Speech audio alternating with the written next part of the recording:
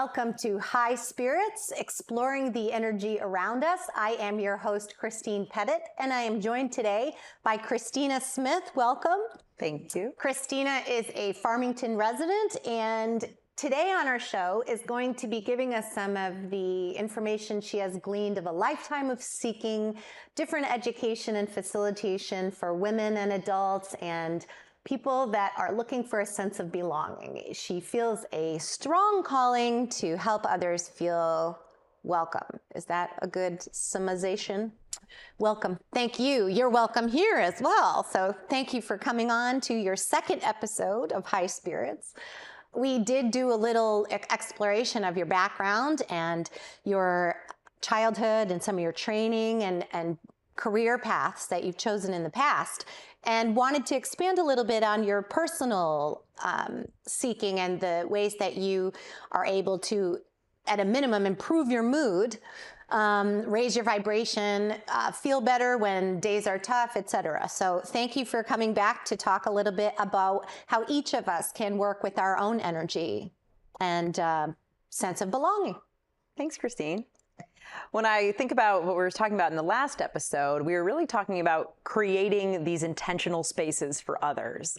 And I felt and I feel as though my background has led me to be able to do that. I currently run a women's group, interfaith group, where we do this similar thing. We're bringing everybody together, a sense of belonging, a sense of community, a sense of connectivity.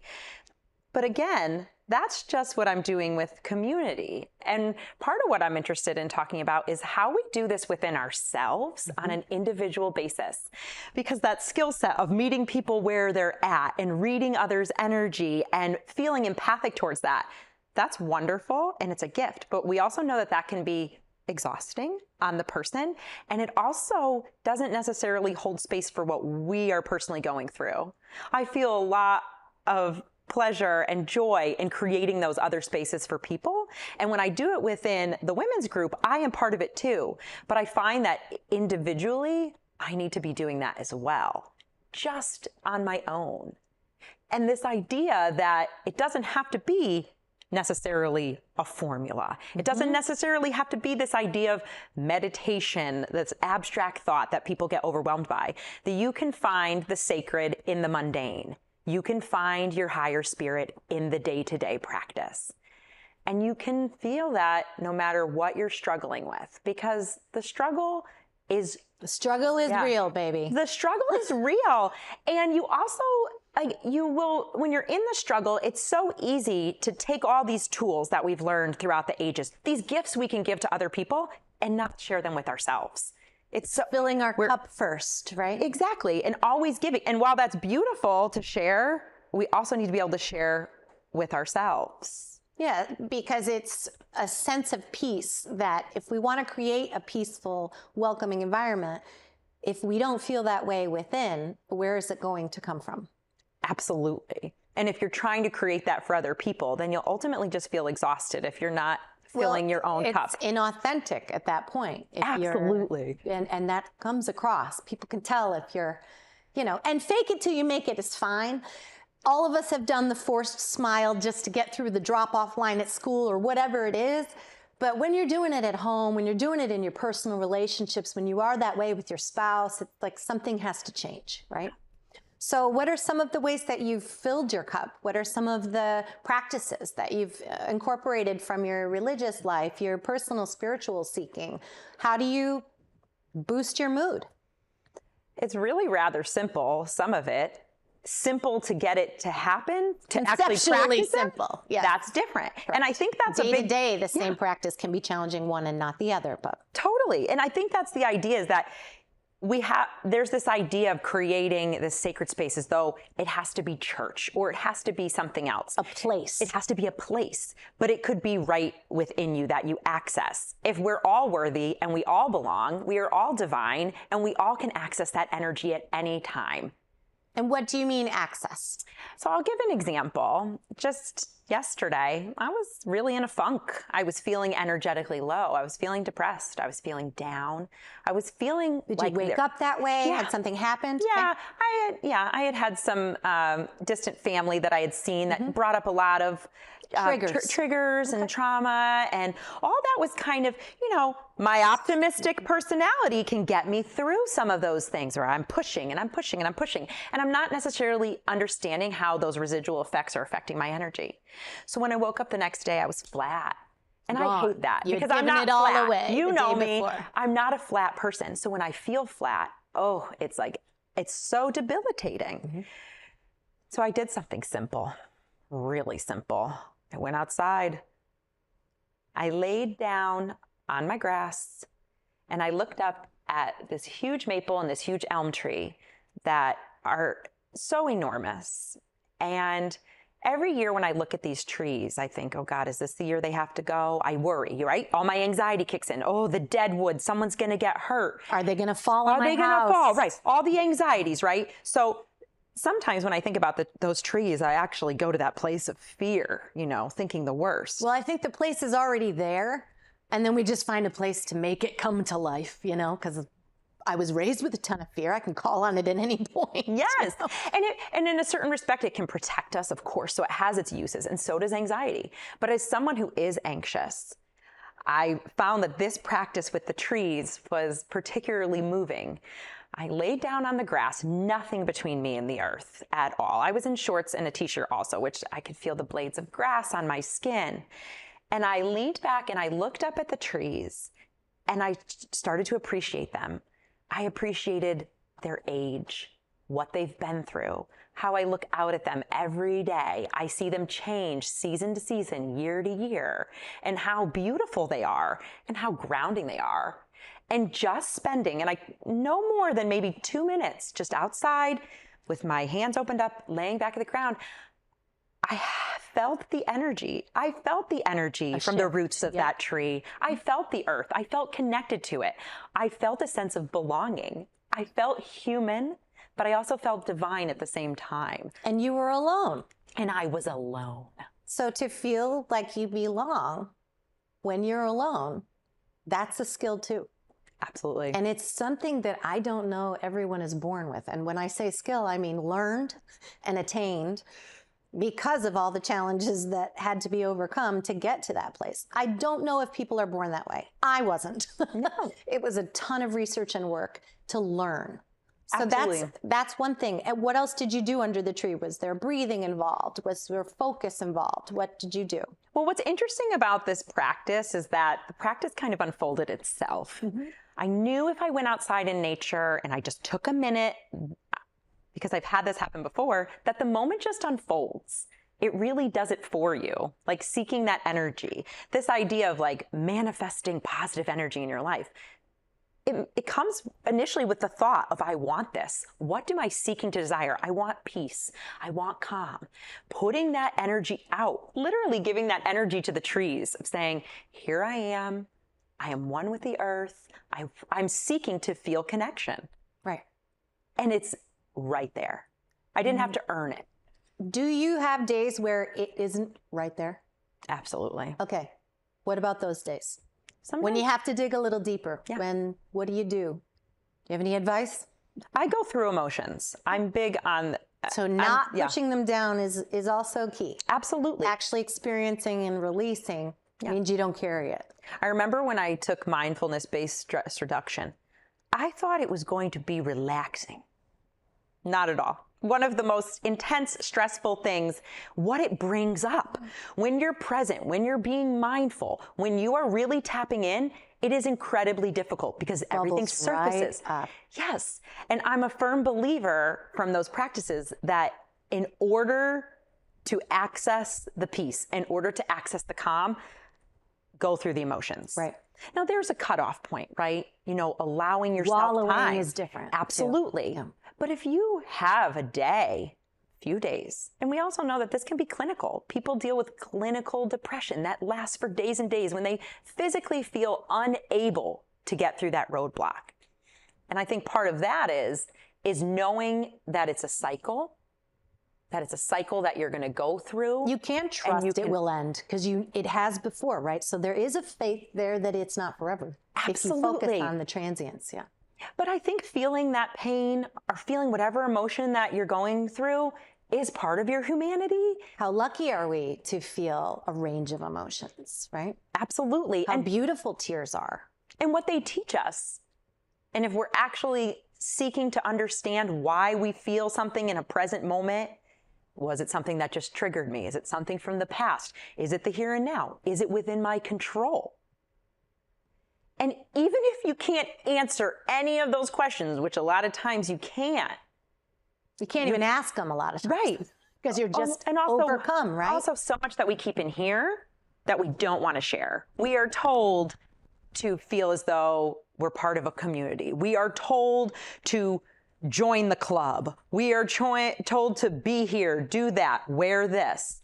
But like you said, when you're literally on your own and no one else is there, what do you do with that space? Right. What do you do with that time? When all the trappings are gone, what are you left with? And no one's expecting anything from you when you're doing practice on your own. But a lot of yeah, exactly. Maybe in your head, no one's expecting anything of you. Because I sit down and it's like, you didn't, you should have, you didn't, you can't, you know. Excellent like, point. Shh. Excellent point. Eventually, that's so there's true. less of that. But it's the self-judgment that I think, because these people's voices in my head, I don't even think they're alive anymore. You know, they're definitely not expecting anything of me. It's me now. I'm making these rules for no reason, you know. I remember in my mindfulness class, my instructor, she was wonderful. She talked about that running script that we all have in our head. And that running script can be so debilitating because we all have it and it can stop us in our tracks and prevent us from feeling a sense of peace, feeling a sense of calm. Absolutely. So I appreciate that you brought that up because when we're doing practices on our own, it can seem so abstract. Like I've got to create this perfect studio to relax. Yeah, it has to be a certain way. It's got to have the ambiance. I got to get some candles or whatever you have in your mind of what it should be, those expectations can be so limiting. And have you ever walked into a place that looks exactly right and been like, I got to get out of here. This feels terrible. Absolutely. You know, you can make it look great, but that energy piece, that unknown, that unsaid, unexplainable part is the part we add, I think. Does that make sense? Yeah. You know, because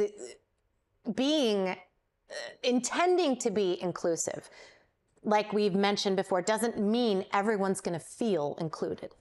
And when we're working with ourselves, it's not as much feeling included because in what, you know, but I think for me, it's feeling accepted by myself.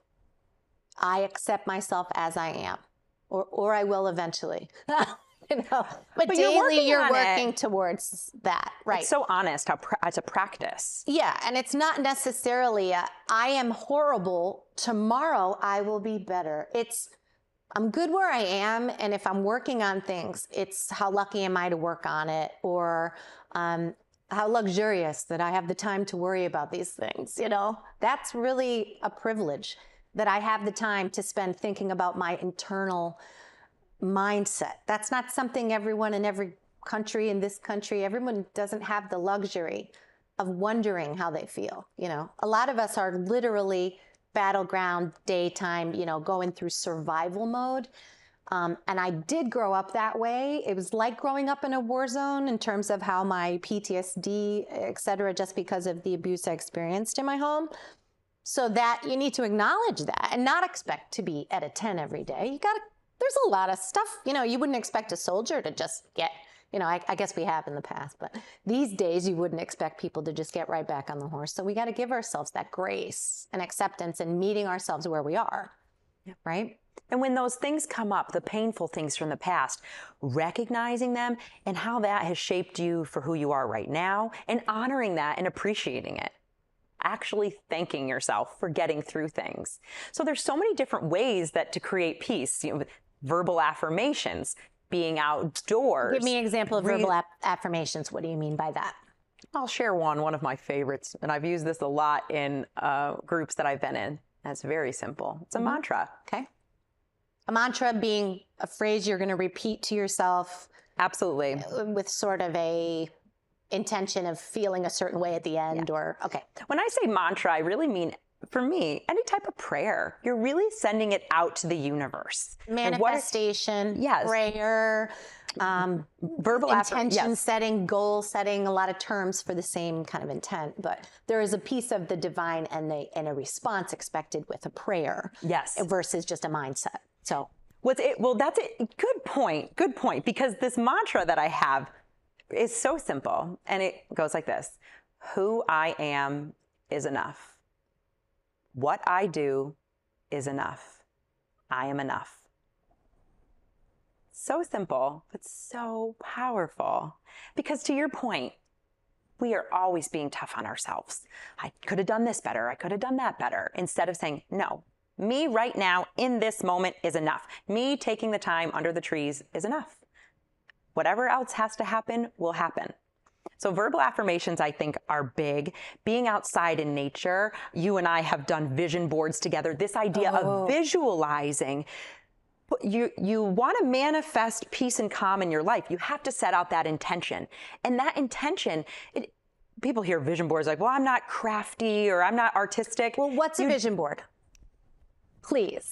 So this idea of a vision board is a board that you put together. It can have words, quotes, clippings, artwork, and it's meant to be a very free process of literally looking through materials, magazines, newspapers, and whatever pops out to you about what you want for yourself. It could be pictures of a flower. It could be pictures of a seaside. It could be a quote from someone you love. It could be one word.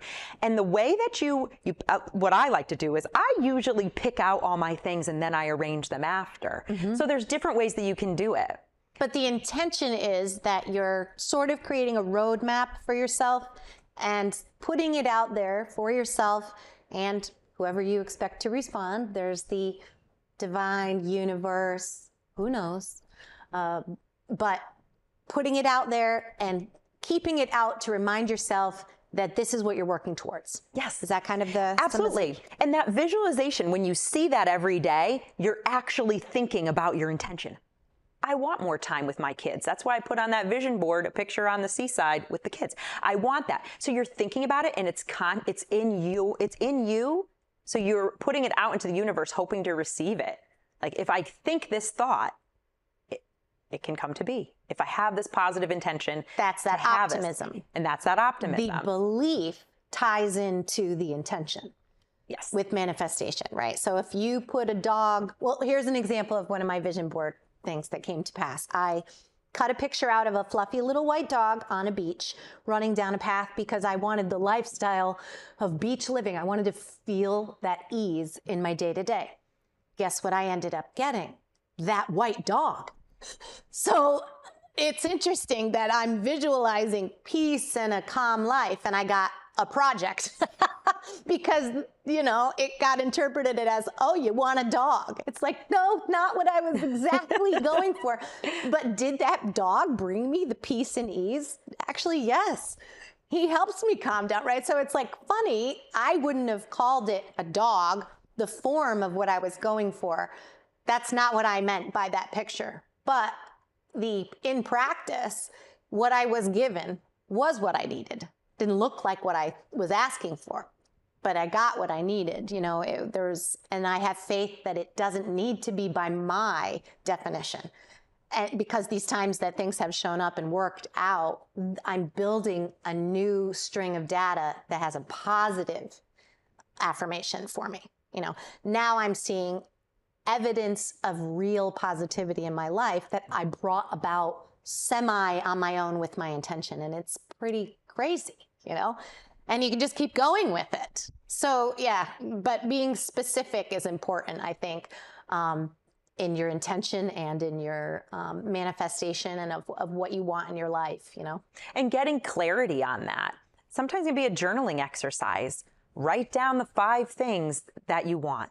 Why do you want those things? And maybe you'll start to see a theme develop of something that you're hopeful for in your life.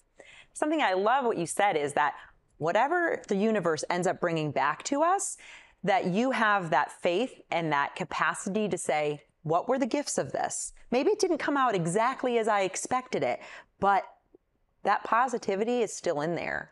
That open-mindedness and trusting is too. And that is something that took me a long time to learn, because in my experience, the only person I could trust was me. Yeah. So that's tough to learn. And I didn't ever really feel like I belonged, because I didn't feel like I was wanted.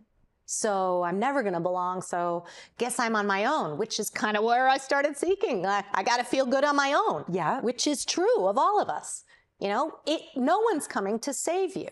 You've got to figure this out on your own, because you're in your head.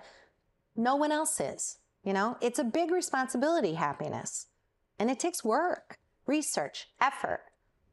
I agree. And what are some of the other ways that you do raise your energy? Did you find other techniques, you know, bringing things that you want into your life on a vision board, setting those intentions, outdoors and nature? Do people help you ever? Is connecting with others something that brings that into your life? Definitely. This idea that my women's group I was sharing about is that not everybody in the group is the same person. We're all different. But we all come to that space with the same intent. And that intention is to support one another, to meet people where they're at, to hold space, to be vulnerable, to not judge, confidentiality, that trust. So that's been huge for me too, is that I like to do it on an individual basis, but it's a small circle of similar people in terms of what they're hopeful for. Not similar because of their walks of life, but that same a similar need. They still want that. They want that positive intention in their life. They want that peace. They want that calm. They believe in best foot forward. That type of mentality of what can I do to live intentionally? Whatever I'm doing each day, how can I take that and how can I expand on it? Instead of just going through the order of the day. Because to your point, when you're surviving, you're not thinking about relaxing or trying to find the spiritual and the mundane. Can't, or you're upset that you know. Yeah. It's more of a really feeling your emotions in the moment, but not a lot of them are positive. That is a very hard place to turn around. So if you're feeling like you have to be in survival mode, or you're feeling depression, or you're feeling anxiety, maybe you're feeling all of those at once, it becomes that much more important to try to tap in to yourself. That's why I love the vision board. But when yourself is angry. When yourself is angry. Sometimes, I mean, I had years where I didn't want to be with myself. Yeah. Right? So I think a lot of people, that initial sitting and that initial download of all of the pain you've had in your life is enough of a deterrent to never start. There's a lot of messaging in the world. It comes from our family, it comes from workplace, it comes from friends about judgment.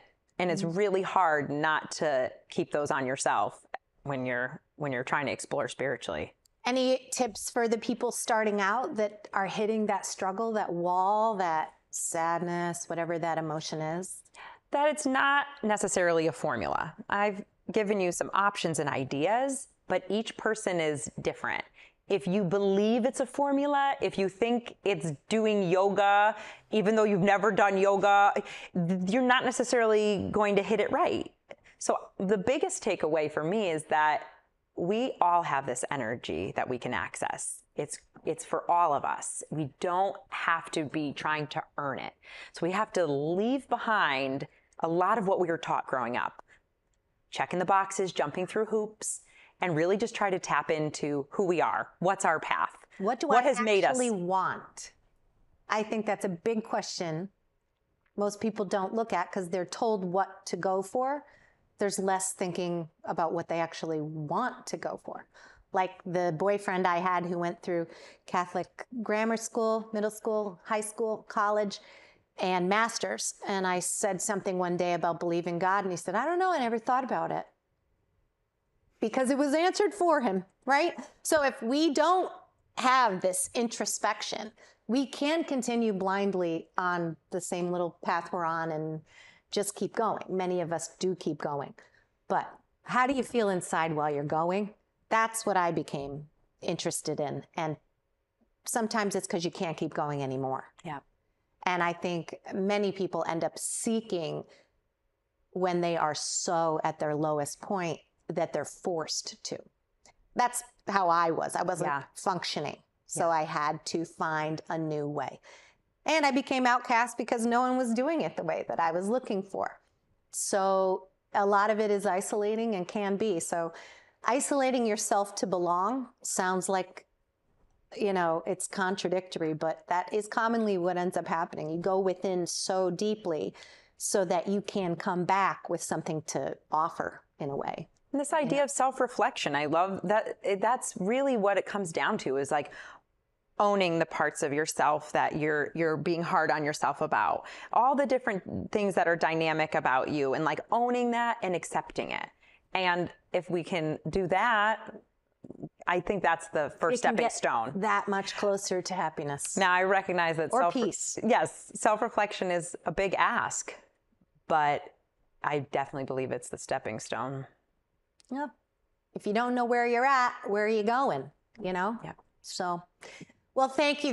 That went very quickly by my estimation. I'm sure it was the right amount of time, but I just feel like I could talk about this all day with you. So I really appreciate you bringing in your expertise and the ways that you have pushed yourself to rise above some of the lower feelings that can drag us all down, you know, and taking that initiative to raise your own vibration does spread, you know, that hurt people. Well, happy people can bring up a room too. Cheerleaders are a thing, you know? So thank you for being our cheerleader in our town. Thank you for being my personal friend and for supporting me by coming on my show today. And thank you for everything that you're doing to bring more light to the lives of those around you. Thanks for this opportunity, Christine. It's wonderful really special to share with you you and be here. Thank you so much. Thank you. So that sums up our episode of High Spirits, exploring the energy around us. Thank you so much for tuning in.